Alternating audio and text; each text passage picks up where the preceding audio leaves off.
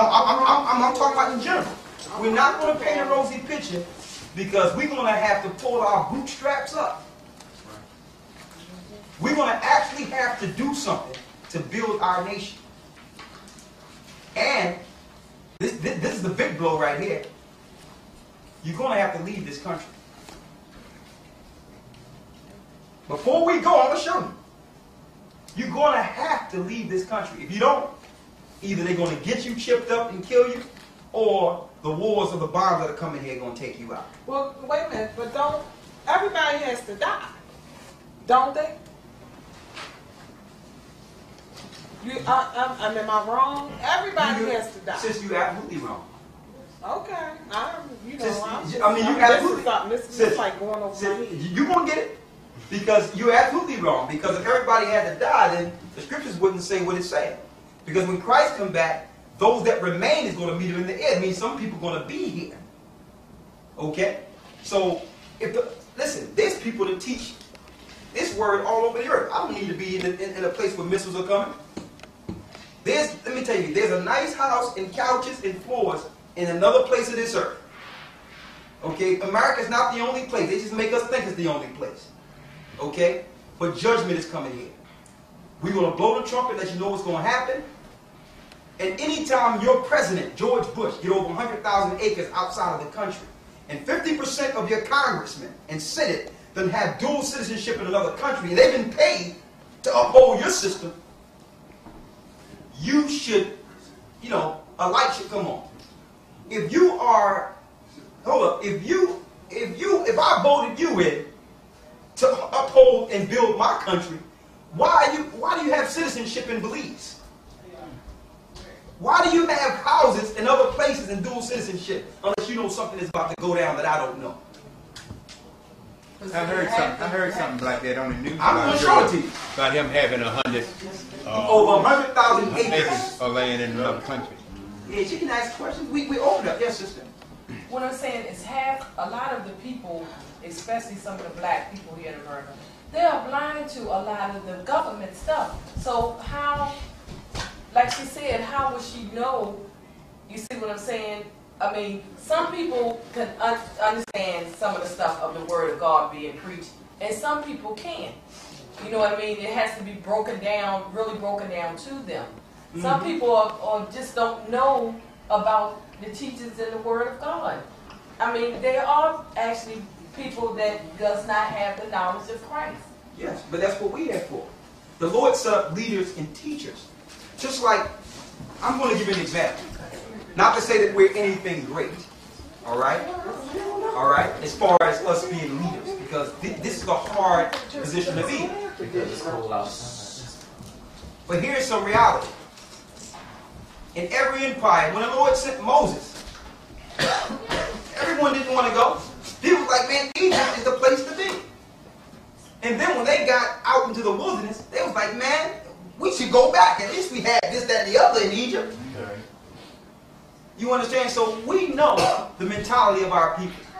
This will make most of us afraid because we don't know anything else. None of us haven't been to New Jersey, let alone another country. Okay, so we're here to let you know that there's a plan according to the Most High.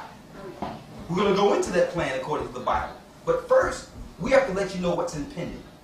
What's about to happen in the next few years. So that when you see these things go down and happen, if you never see me again or see Elder Zah again, you'll know, okay, this thing is about to click in.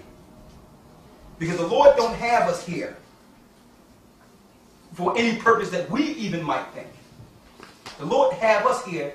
This meeting was already written before we came together. That's right. And this happened in every empire. Can you imagine the houses back in Egypt when Moses first came back after being gone for 40 years? Don't forget, when he came back, he was out of Egypt for 40 years and he come back. Came back with him, just him, his family, his brother Aaron, and a stick. Going amongst the people, telling them, listen, man, we gonna get up out of here. He had a cloth and a stick. Can you imagine these meetings like this, what that was going on within Egypt? were looking at him like, man, are you crazy? Are you out of your mind? Huh? Man, they was laughing at this guy. Then he come before Pharaoh with a stick. Pharaoh was like, man, what's up with this guy? Then the Most High started sending plagues. And I'm going to tell you, through the Spirit of the Lord, for the last 6 or 7 years, ever since we've been prophesying against what been going on in this country, on the street, winter, summer, spring, and fall, the Lord been sending more and more plagues on this country. That's why he set us up also, so that when it come out, you'll know who's been teaching the truth. One question, one comment. My initial question is, when you refer back to leaving this country, do you actually mean going back to your homeland of Israel? When you refer to the chosen people going back to their homeland, leaving this country, is that the requirement you're referring to? I'm referring to that to some degree, but I want to save that for later. Okay. When I go into the scripture on it, okay? Second, I guess this is the question, not really a comment. Okay. You talk about men a lot being the head of the household, things like that. Absolutely. But women, do they not see visions and have dreams as well? Joel, the 2nd chapter, tell you they do. And what I'm sorry. What? Joel, the 2nd chapter. Yeah. Let me make it clear though. We are all spiritual people, the men and the women. Man and woman makes up the image of God. Okay? We're not, listen, a nation cannot go without our sisters. They know it. That's why they try to pull our sisters away from us. So we're not saying that our sisters are not significant. They are the greatest. But there's order and balance is what we're saying. And we're out of order and we're out of balance.